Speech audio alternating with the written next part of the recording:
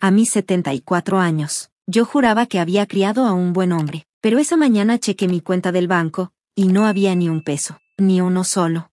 Y cuando le pregunté a mi hijo por mis medicinas, me dijo, tu salud no es mi problema. Algo se me rompió por dentro. Él pensó que iba a llorar, pero no. Me fui calladita, cambié mi testamento, y me aseguré de que se arrepintiera de haber nacido.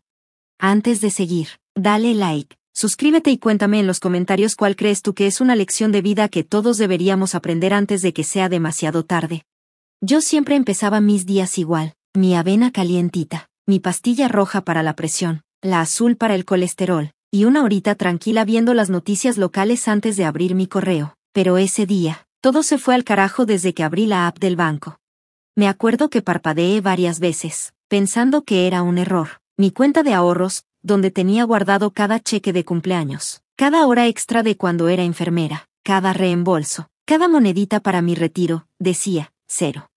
Bueno, ni siquiera 0. Estaba en negativo. Tenía un sobregiro de $72. Me quedé viendo la pantalla como si fuera una pesadilla. Le di a actualizar. Nada. Fui al historial de movimientos, y ahí estaba. Una sola transferencia enorme. $312,473. Todo, en una sola movida.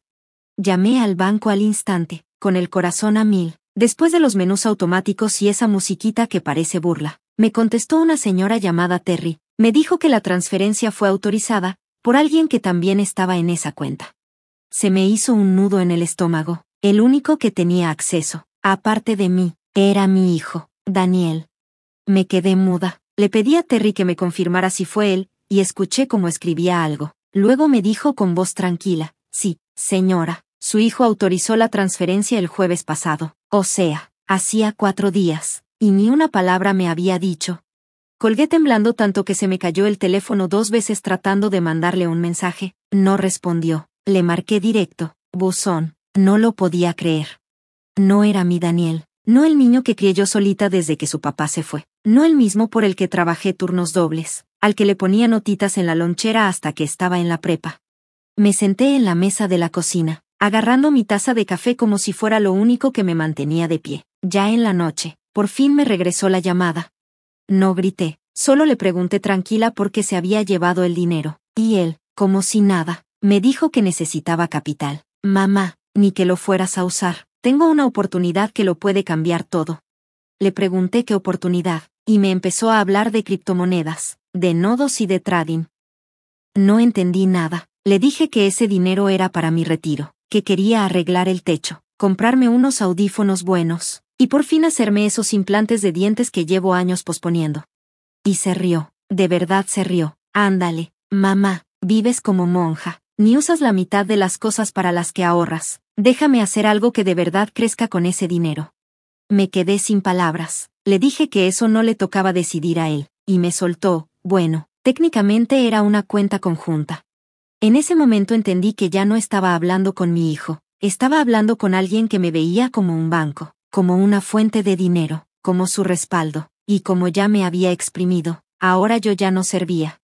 Cuando le dije que no tenía derecho, solo dijo, no voy a discutir, estoy ocupado, hablamos luego. Colgó antes de que pudiera siquiera decir su nombre. Me quedé callada un buen rato, luego me levanté, fui al cajón de las medicinas y conté cuántos días de pastillas me quedaban. Tenía 14 días del medicamento para el corazón, 12 del de la tiroides, y ni un peso para comprar más, sin ahorros, sin apoyo, sin nada.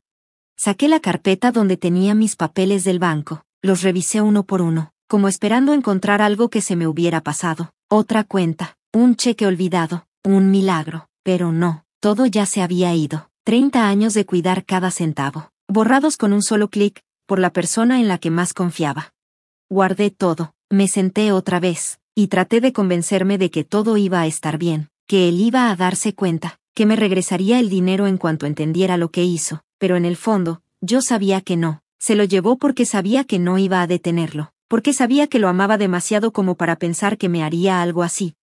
Y ahora, la persona que crié con todo mi esfuerzo, me había dejado con botellas vacías, cuentas vencidas, y un dolor que ninguna madre debería sentir. Esa noche casi no dormí, no solo por el shock, aunque lo sentía como si trajera ropa empapada encima, Era porque no paraba de hacer cuentas en mi cabeza, de esas que no te dejan dormir y que te hacen sudar y dudar de todo. Me quedaban un poco más de $800 en la cuenta donde cae el seguro social, y tenía una tarjeta de regalo del súper con $120 que había estado guardando para la cena de Navidad. La renta se vencía en 12 días, mis medicinas se me iban a acabar antes. Me quedé ahí, viendo el techo, como una jugadora que ya sabe que perdió. En la mañana no desayuné, me tomé solo media dosis de las pastillas, pensando que así me iban a durar más. Fui a la farmacia con la esperanza de que todavía tuviera alguna recarga que Medicare pudiera cubrir. El muchacho revisó y me dijo que no, su plan no entra hasta dentro de 3 semanas. Señora, dijo, como si estuviera dando el clima. Le pregunté cuánto costarían las medicinas. Tecleó unas cosas y me dijo, 381. Me reí, no porque fuera chistoso, sino porque estaba tan lejos de lo que yo podía pagar que parecía de broma. Esa tarde calenté una lata de ravioles y volví a partir las pastillas, esta vez en tercios. Intenté llamarle otra vez a Daniel, no para suplicarle, solo para preguntarle si al menos me podía ayudar a pagar mis medicinas. Me dije a mí misma que tal vez no entendía lo grave del asunto, que si le explicaba que sin esas pastillas mi corazón podía fallar, iba a reaccionar. Pero cuando por fin contestó, sonaba molesto, ¿y ahora qué? Como si fuera una clienta fastidiosa. Me tragué el orgullo y le dije que estaba intentando comprar mis medicinas. Se quedó callado un segundo, y luego dijo, mira, yo también ya me quedé sin dinero. Mi startup está en modo de quema ahorita. No soy tu cajero automático. Le dije que no le estaba pidiendo limosna, solo un poco de ayuda hasta poder resolverlo.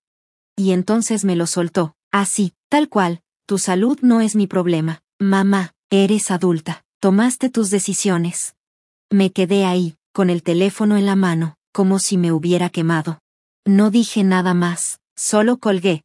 Volví a mi cocinita y me quedé viendo los gabinetes. Había media caja de galletas saladas, una lata abollada de ejotes, y un poco de café instantáneo. Pensé en vender mi sillón reclinable viejo, tal vez subirlo a Facebook Marketplace, pero luego me imaginé tratando de moverlo sola, y mejor ni le seguí. Esa noche abrí mi pastillero, y no me tomé nada. Ya sentía una presión en el pecho. No sabía si era por el estrés o por estar tomando medias dosis, pero tampoco quería acabarme las pastillas tan rápido. Me fui a la cama con hambre, y el estómago hacía tanto ruido que se escuchaba en todo el cuarto. A las 3 de la mañana me desperté mareada. Fui al baño, pero el pasillo me daba vueltas como si fuera un tobogán. Me traté de agarrar de la pared, pero fallé y me caí, raspándome el brazo con la esquina de la mesa. Me quedé ahí un rato, sin aire, pensando si así terminaba la gente. 2 días después, tirados junto a un plato de croquetas de gato y un microondas parpadeando la hora. Me levanté como pude, me vendé el brazo y me senté en la cocina, en la misma silla donde me enteré que mi vida se había venido abajo. Miré alrededor, todo lo que antes me hacía sentir orgullosa, mis cortinas, las fotos de la familia, las latas de sopa bien acomodadas que siempre guardaba como si eso importara, y solo sentí vergüenza. Crié a un hijo que pudo dejarme así, sin más. ¿Qué clase de madre hace eso? Me dije que tal vez no era malvado, solo estaba dañado. A lo mejor el mundo lo echó a perder, pero cuando cerré los ojos, lo único que podía ver era su cara diciéndome, tu salud no es mi problema, y en ese momento, algo dentro de mí cambió. Dejé de sentir lástima por mí, dejé de esperarlo. Me di cuenta que llevaba 74 años tratando de que todos estuvieran bien, de no causar problemas, de ser útil, pero ya no más. Si Daniel pensaba que yo iba a desaparecer sin hacer ruido, no sabía con quién se estaba metiendo. A la mañana siguiente abrí las ventanas para que entrara aire, porque la casa ya olía a sábanas viejas y sopa guardada, pero apenas me dio el viento. Me sentí tan débil, como si mis huesos ya no quisieran sostenerme. Preparé café instantáneo con lo último que quedaba del frasco, sin leche, y me senté a contar cosas, no dinero, sino objetos, cosas que pudiera vender, cambiar, sacar aunque fuera un poco para mis medicinas. No tenía joyas caras, solo mi anillo de bodas. Nunca me lo había quitado desde 1986, pero ahora sí me lo quité. Lo miré un rato. Todavía tenía grabado dentro, siempre nosotros, una mentira. Si alguna vez la hubo, lo envolví en un pañuelo y lo eché al bolso. Después saqué mi vieja máquina de coser del closet, la misma con la que le hice a Daniel sus disfraces de Halloween cuando quería ser Batman o Buzz Lightyear. La metí en una bolsa de lavandería. Pedí un taxi con el poco saldo que me quedaba en el celular y le dije al chofer que me llevara a la casa de empeño que está en Jefferson. El lugar olía a polvo, a sudor y a sueños perdidos. Primero le di el anillo, tratando de no mostrar que me dolía. El tipo lo miró entrecerrando los ojos, como si estuviera viendo una llanta usada. Te doy 70, me dijo, seco. No discutí. Después llevé la máquina de coser. Esta es vintage, ¿sabías? Le dije, esperando que esa palabra le sonara importante. Él solo se encogió de hombros. Tal vez le interese a la abuela de alguien. Te doy 25. Son 95 en total. Tomé el dinero, lo doblé despacito y lo guardé en el sostén, porque ya no confiaba en traerlo en la bolsa. Al salir, vi a una señora tratando de vender su televisión de pantalla plana. Lloró cuando le ofrecieron solo 30. No le dije nada. ¿Qué le iba a decir? En este mundo, a nadie le importan las lágrimas, a menos que se hagan virales. Caminé 2 cuadras hacia la farmacia. Quería mis pastillas de una vez, pero a medio camino sentí que la banqueta se movía. No era real, pero así se sentía. Mi corazón empezó a latir bien fuerte, como si pidiera ayuda. Me detuve y me recargué en un poste de la parada del camión. Intenté respirar. La gente pasaba a mi lado como si yo no existiera. Un chavo me vio y luego volteó para otro lado. Quise seguir caminando, pero el sol se puso tan fuerte, tan blanco, que parecía que alguien le había subido el brillo al mundo. Las piernas se me doblaron. Me caí junto a la banca y sin querer le tiré el café a un señor. Me insultó en voz bajita, pero no me ayudó. Me temblaba tanto la mano que ni siquiera podía abrir mi bolsa. Entonces se acercó una chava, joven, como de unos 20 y tantos. Traía una blusa médica y una bolsa con un sándwich. Me preguntó si estaba bien. Quise decirle que sí, pero no me salió ni una palabra. Ella llamó al 911 sin preguntar más. Yo pude haberle dicho que no lo hiciera, pero no lo hice. En 10 minutos llegó la ambulancia y me subieron mientras yo me la pasaba pidiendo perdón, aunque nadie parecía enojado. En el hospital me revisaron el corazón, me preguntaron por mis medicinas, les conté todo, sin mencionar a Daniel, pero las miradas que me echaban eran de esas que dicen todo sin decir nada. Me dejaron en observación toda la noche, me ofrecieron hablar con trabajadores sociales, pero les dije que tenía a alguien a quien llamar, aunque era mentira. No quería admitir que la única persona que me quedaba era la misma que me había llevado a eso. Al día siguiente me dieron de alta. Me entregaron un cupón para un taxi y un folleto con información de bancos de comida. Llegué a mi casa, me senté en el sillón, todavía con los calcetines del hospital puestos, y vi el folleto como si estuviera en otro idioma. Nunca pensé que estaría del otro lado. Yo era la señora que donaba latas en la iglesia, no la que iba por ellas. Pensé en volver a llamarle a Daniel, pero nada más de acordarme de su risa cuando le pedí dinero. Me dio coraje y asco. Miré mi casa, las fotos de su graduación, de su fiesta de 5 años, su carta de aceptación a la universidad enmarcada en el pasillo, y de pronto todo me pareció un museo de alguien en quien yo ya no creía. Fue ahí cuando lo entendí, si él quería tratarme como si ya estuviera muerta, entonces tal vez era momento de empezar a planear como si lo estuviera, pero no como él pensaba, no desapareciendo, no rindiéndome. Iba a jugar su juego, sonreír, decir que sí, sobrevivir, y cuando pudiera, todo lo que él creía que yo le debía, se lo iba a dar a alguien que sí se preocupara por si yo vivía o no. A la mañana siguiente, ya sentada en la mesa de la cocina con los papeles del hospital, el comprobante del empeño y ese folleto arrugado del banco de alimentos, me cayó el 20, a la gente con la que comparto sangre le importo muy poco, y a desconocidos, mucho más. Pensé en esa chava con bata médica que se hincó junto a mí en la calle. O en la enfermera que me dio un postre extra escondidas, diciendo que me parecía a su abuelita. Ahí entendí que la bondad no viene del ADN, viene del corazón, y mi hijo, él ya no tenía nada de eso, si es que alguna vez lo tuvo. Entonces abrí el cajón donde tenía guardado mi testamento viejo, el mismo desde 2009, todo en regla, con firmas, notariado y todo. Todavía decía que Daniel era el único beneficiario. En ese entonces yo todavía pensaba que él iba a estar conmigo en mis últimos días, tal vez tomándome la mano en un hospital. No pensé que sería el tipo que me dejaría tirada en una banca y que me obligaría a empeñar mi anillo de bodas para poder seguir viva. Vi ese testamento y pensé, no, así no me voy a ir, no dejándolo ganar, no dejando que se quede con lo poco que me queda después de todo lo que me quitó. Así que llamé a la única persona que ha estado al pendiente de mí sin que yo se lo pidiera, mi vecina Linda. Ella ha estado metiendo tuppers con lasaña y ejotes en mi refri cuando sabía que yo no estaba comiendo. Una vez se ofreció a llevarme al súper, y cuando le dije que no, nunca volvió a insistir, nunca me hizo sentir mal. pero siempre supo cuando yo estaba demasiado orgullosa para pedir ayuda. Le dije que necesitaba un favor, algo que iba a requerir confianza, discreción y un poquito de venganza. Para ser sinceras, ni se sorprendió, solo me dijo, va, hagámoslo. Al mediodía ya íbamos en su coche rumbo a una oficina legal chiquita, de una abogada que encontró a través de una amiga de la iglesia. Ahí nos recibió Cheryl, una señora tranquila, con cara de que ha sobrevivido 3 divorcios y los ganó todos. Ella se dedica a proteger a personas mayores y sus bienes. Le conté todo, cómo Daniel vació mi cuenta, cómo se burló cuando le pedí ayuda, cómo dijo que mi salud no era su problema. Cheryl no se sorprendió, ni se escandalizó, solo me miró fija, como pensando. Luego me dijo, vas a necesitar más que un testamento, cariño, necesitas un plan completo. Durante 2 horas me explicó todo, cómo hacer un nuevo fideicomiso, un poder legal, una directiva médica, y sí, un testamento nuevo. Esta vez nombré a Linda como mi única beneficiaria y encargada de todo, la casa, el coche, el seguro de vida, los muebles, y lo más importante, mi historia.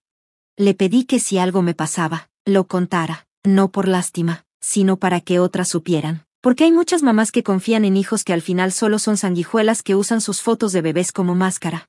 Cuando terminamos de firmar todo, Cheryl sugirió grabar un video como respaldo, así que me senté frente a su cámara y conté todo, sin llorar, sin temblar, solo con la verdad, clara y directa. Dije cómo le di todo a mi hijo, cómo me robó, cómo me abandonó, y cómo, por decisión propia y con la cabeza bien en alto, decidí darle lo poquito que me quedaba a alguien que sí estuvo cuando más importaba. Al final, Linda me llevó de regreso a casa. No hablamos mucho, no hacía falta. Me quedé sentada en la entrada del coche, con el motor apagado, hasta que Linda me preguntó, ¿segura que estás lista para esto? Le dije que ya no estaba segura de nada, excepto de que la próxima vez que Daniel viniera, iba a ser bajo mis condiciones, no bajo las suyas. La mirada que me echó no fue de lástima ni preocupación, fue respeto, y eso, para mí, valió más que cualquier disculpa que haya escuchado en la vida. Sabía que no iba a ganarme esta vez, ahora yo tenía un plan, un secreto, y la decisión de cómo terminar esta historia. Por primera vez en meses, quizá años, sentí que tenía el control de nuevo. Pasaron casi 3 semanas desde que cambié el testamento, y entonces escuché un golpe en la puerta. No fue un golpecito amable, fue ese tipo de golpe que te hace apretar el estómago antes de que el cerebro lo entienda.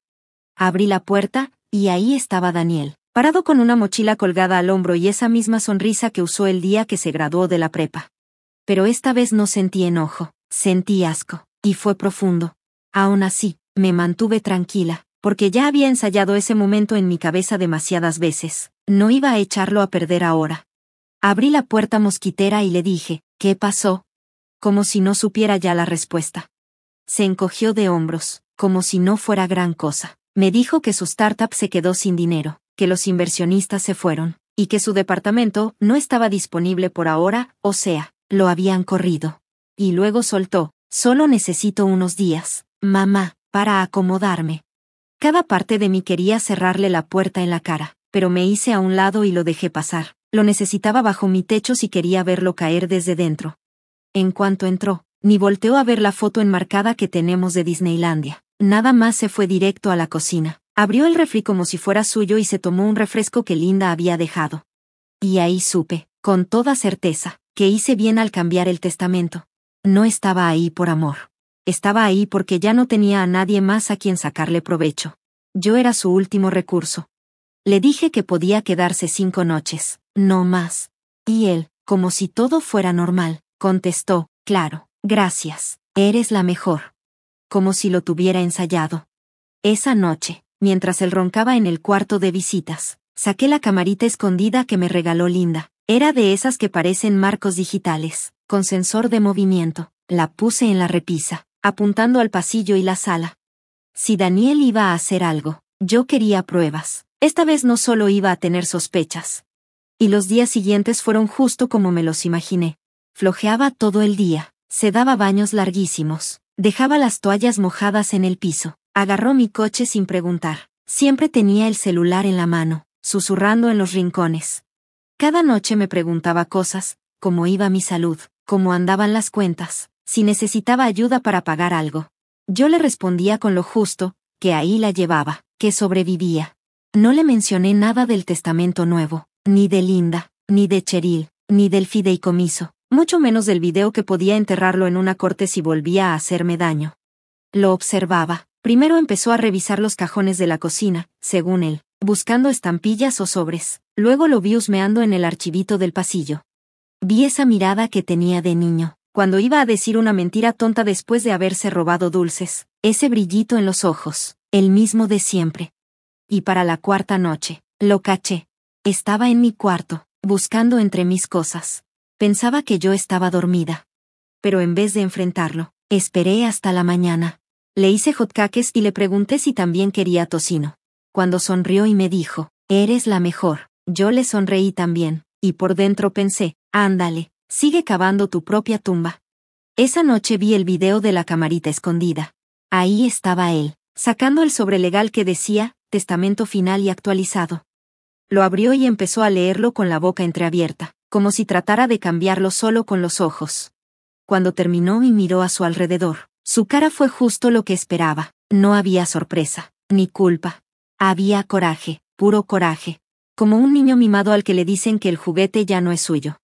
Cerró el sobre de golpe, lo volvió a guardar y agarró su celular. Marcó a alguien rápido, hablando en voz baja, diciendo cosas como, «Ya se volvió loca, hay que arreglar esto».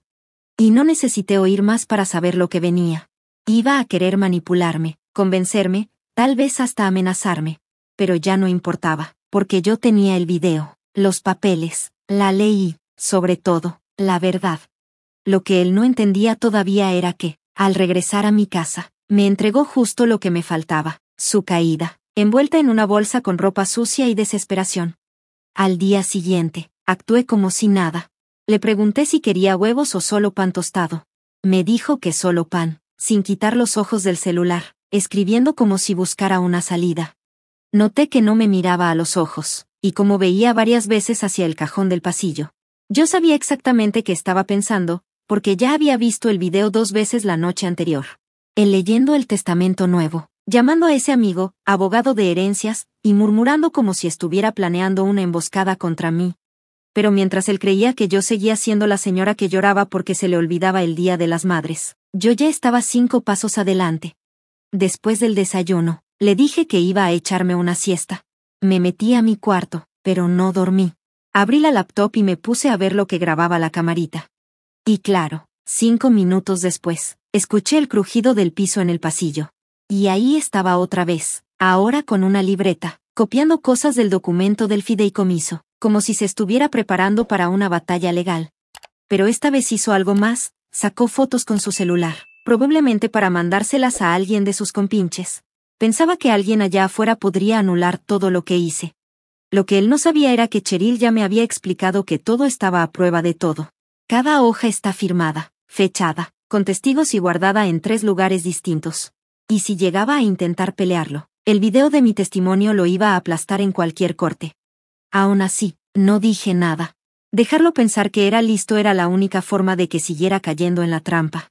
Y esa misma tarde, se me acercó en la sala, fingiendo preocupación en la voz, preguntándome cómo me sentía. Si ya había pensado en hacer algún movimiento con mi dinero. Que si quería ayuda con los trámites. Y yo, nomás me hice la que no entiende. Le dije que agradecía su oferta y hasta lo dejé creer que yo ya estaba muy cansada para pensar bien. Le dije que tal vez podríamos revisar unos documentos viejos juntos, si tenía paciencia. Y él sonrió como víbora que encuentra una ventana abierta y dijo, «Claro, mamá, solo quiero ayudarte». Luego se fue directo al cuarto de visitas y cerró la puerta. Seguro fue a llamar a alguien que, según él, todavía podía salvarle su futuro robado. Y para ese punto, ya ni coraje sentía, solo decepción. Porque ya no era solo codicia, era no tener ni tantita vergüenza, ni conciencia. Me di cuenta de que no había perdido a un hijo, simplemente, por fin estaba viendo quién era en realidad. Esa noche preparé una olla de chili y llamé a Linda. Le pedí que actuara normal. Y mientras estábamos en la cocina riéndonos de anécdotas viejas, sentía a Daniel escuchando desde el pasillo. Cuando dije de broma que pronto teníamos que revisar lo del fideicomiso, él se quedó quieto, como si creyera que su jueguito de buena onda estaba funcionando. Y al día siguiente, hizo su jugada. Llegó con una carpeta que imprimió en la biblioteca. Dijo que había hecho una versión más moderna y fácil de mi testamento. Y que si quería, podíamos ir con un notario juntos esa misma semana. Le dije, claro, la voy a revisar. Agarré la carpeta y le dije que tenía que compararla con lo que ya tenía guardado. Apenas salió del cuarto, metí ese documento en una funda de plástico. Le puse la fecha y lo guardé en una carpeta falsa que decía recetas, pero que en realidad era para esconder la cámara oculta. Ya no se trataba solo de protegerme. Ahora se trataba de asegurarme de que, cuando todo esto explotara, no hubiera manera de que él se saliera con sus mentiras. Nada de historias falsas, ni chantajes. Esa misma noche, reuní todas las grabaciones, el audio, las fotos, y ese testamento falso que me dio.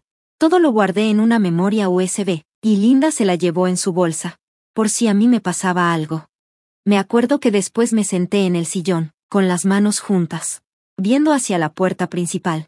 Sabía que Daniel regresaría en cualquier momento, esperando que yo me quebrara, que llorara, que dijera que cambié el testamento sin pensar, pero me di cuenta de que él ya estaba demasiado perdido.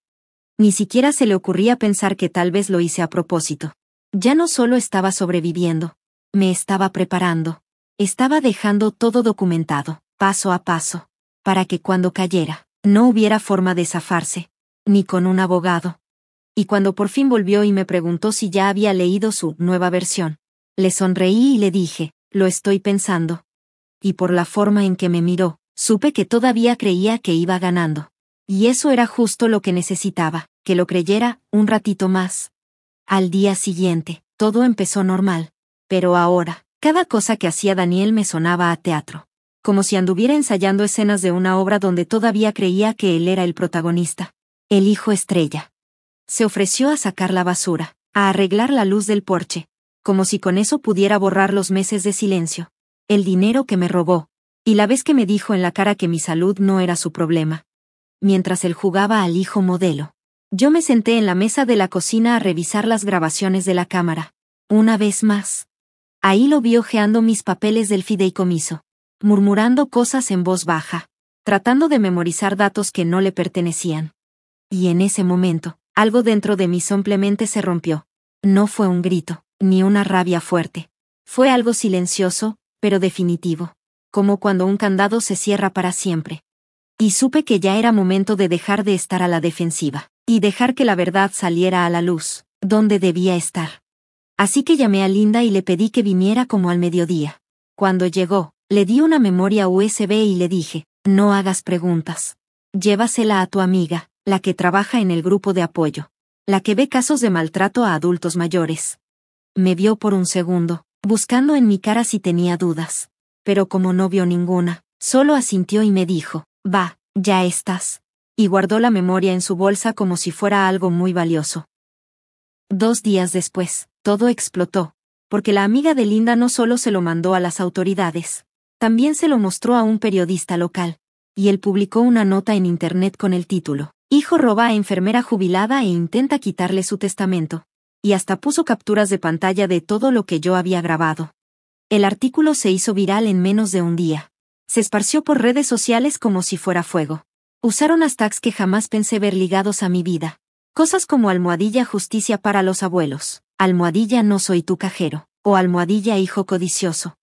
Y para el tercer día, ya tenía más de 1 millón de vistas. La gente comentaba cosas como, se merece todo eso y más, o ojalá lo metan al bote.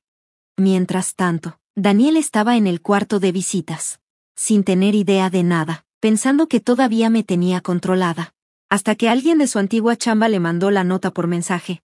Y supe exactamente cuándo la vio, porque entró hecho una furia a la cocina, con el teléfono en la mano como si quemara, y gritó, ¿qué diablos es esto?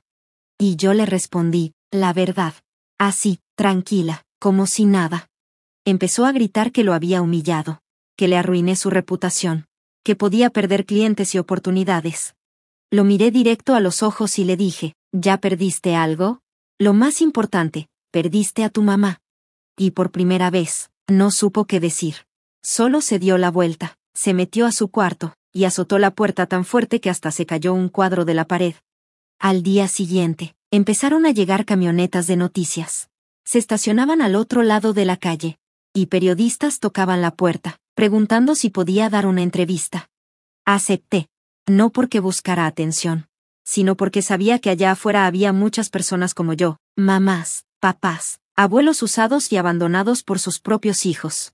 Alguien tenía que decirlo. Así que me senté en el porche, con una cobijita en las piernas. Miré directo a la cámara y conté mi historia. Cómo trabajé 30 años en hospitales, turnos pesados. Cómo ahorré cada peso. Cómo crié a mi hijo sola. Cómo confié en él con todo, y cómo se gastó los ahorros de mi vida con un solo clic. Y ni siquiera volteó para atrás. Y cuando lo enfrenté, me dijo, tu salud no es mi problema. Sentí que se me quebraba la voz, pero no lloré. Porque quería que vieran fuerza, no tristeza. Ese mismo día salió el reportaje en la tele, con mi cara en la pantalla grande, y la de Daniel borrosa junto a palabras como, acusado, investigación en curso. Y cuando finalmente vio todo, ya había perdido 3 trabajos de consultoría. Y hasta le había llamado a alguien de la Junta Estatal de Licencias. Fue entonces cuando por fin se dio cuenta de que ya no se trataba solo de dinero. Era su reputación, las consecuencias, la justicia. Mientras él andaba por la sala, gritando por teléfono, amenazando con demandas, y hablando de difamación, yo me quedé sentada en mi silla, con una tranquilidad silenciosa que no sé cómo explicar. Porque ahora sabía que esta historia no era solo mía, sino de todas las personas que alguna vez fueron abandonadas por alguien que amaban. No había forma de borrar la grabación, ni de callar a los millones de personas, que ahora sabían exactamente quién era él. Al final de esa semana, Daniel ya no solo estaba asustado, se estaba cayendo a pedazos, caminando por la casa como un animal enjaulado, hablando solo por teléfono, pegando golpes a los cajones, desapareciendo horas, y regresando con excusas para tratar de arreglar el daño. Pero yo veía en sus ojos, en la forma en que evitaba mirarme, y cómo saltaba con cada sonido de su teléfono, que algo más grave venía. Y efectivamente, me sorprendió como un tren cuando llegó un sobre sencillo, con su nombre, pero entregado en mi casa. Lo abrió en la mesa de la cocina, con cara de cansancio y miedo, porque no era una factura ni una amenaza. Era una notificación oficial del SAT, diciendo que abrían una investigación por ganancias no declaradas, y negocios sospechosos con su supuesta empresa nueva. Yo no dije nada, solo tomé un sorbo de mi té, mientras él se quedaba ahí, parpadeando como alguien que acaba de caer de un edificio, y se da cuenta que no puede volar. Los días siguientes fueron peores. Uno a uno, sus antiguos inversionistas, probablemente los mismos a los que les había mentido sobre las ganancias, empezaron a llamarlo, a mandarle mensajes.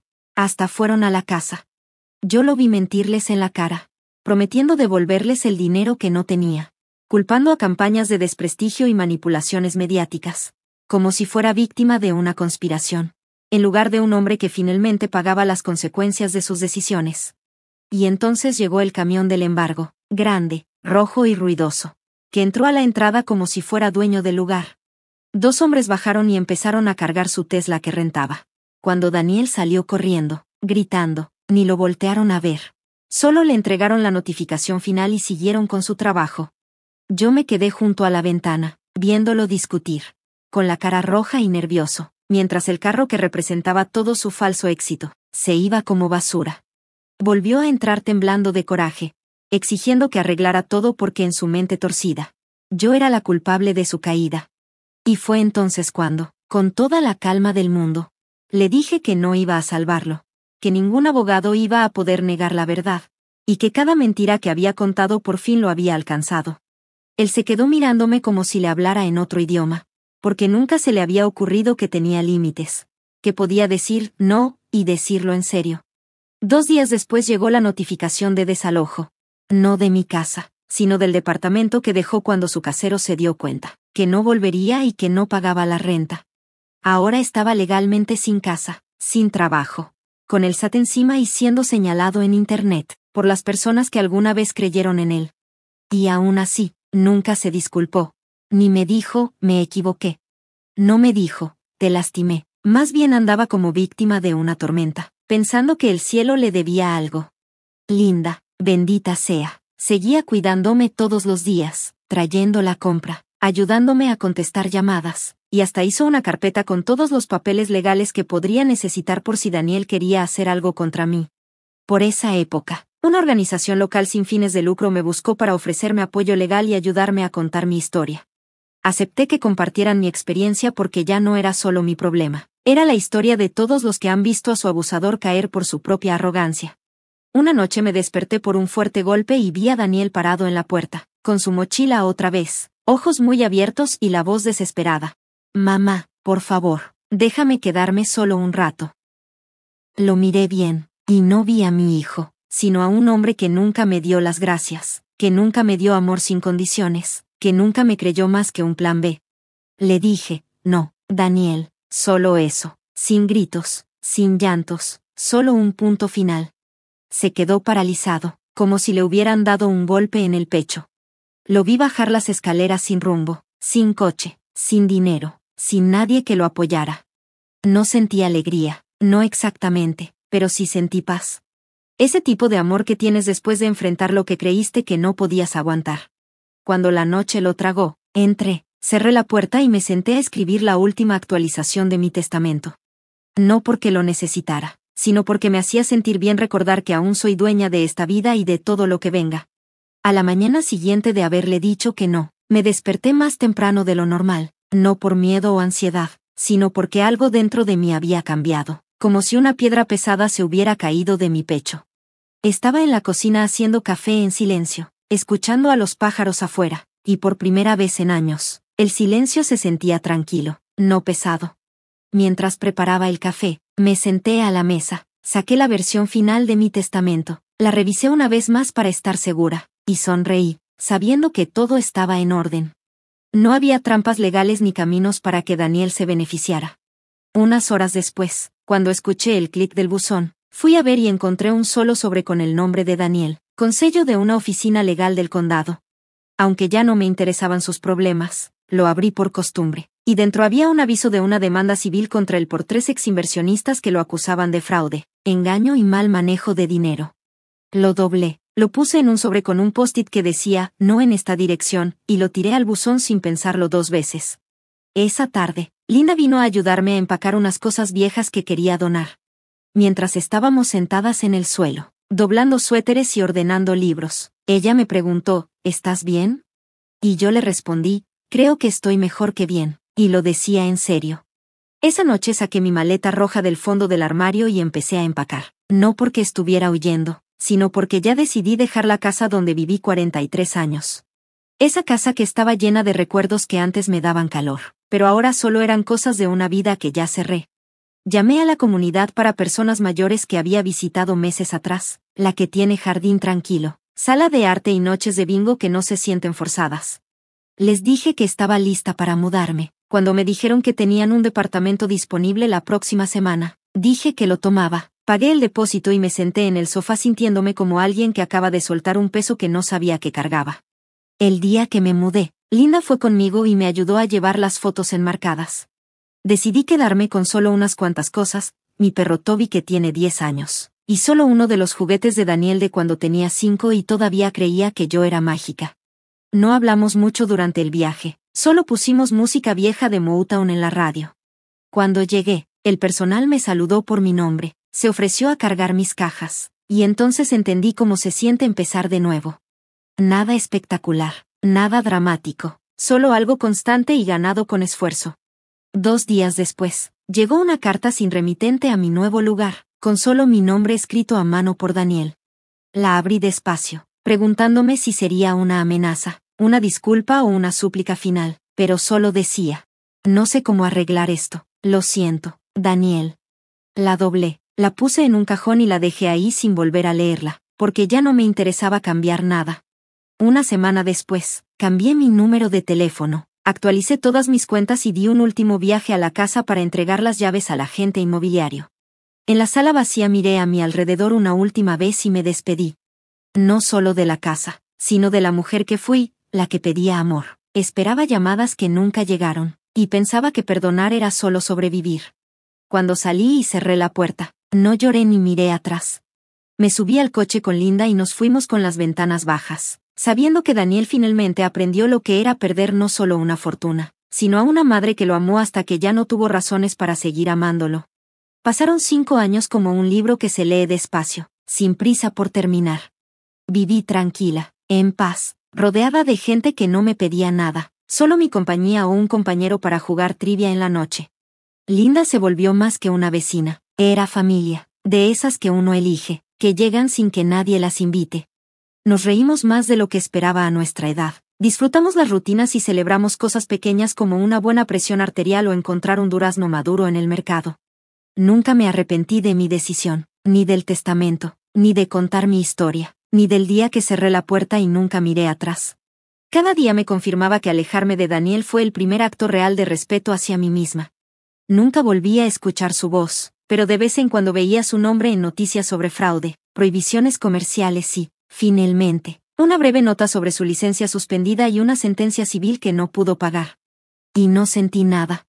Sin alegría, sin tristeza, solo la aburrida verdad de que las personas casi nunca cambian, a menos que tengan que perder algo que creían que siempre sería suyo. Y en mi último año, cuando el doctor me dijo que los medicamentos para el corazón ya no ayudaban y que se nos acababan las opciones, no tuve miedo. Me sentí lista porque ya había dicho todo lo que tenía que decir, había dado todo lo que podía dar. Y no dejé nada atrás que no fuera a propósito. Cuando llegó el momento, me fui dormida, con Linda a mi lado, tomándome la mano y tarareando una canción que solíamos escuchar en los viajes en coche. Supe entonces que mi historia no terminaba solo porque yo ya no estuviera. En mi homenaje, Linda se paró frente a una sala pequeña llena de gente, amigos, enfermeras, 2 auxiliares del centro y algunos de la comunidad que recordaban mi historia. Ella leyó una carta que yo había escrito 2 años antes, guardada en un sobre marcado, solo si apareces. Claro, Daniel apareció, llegó tarde, solo, con un traje que ya no le quedaba bien.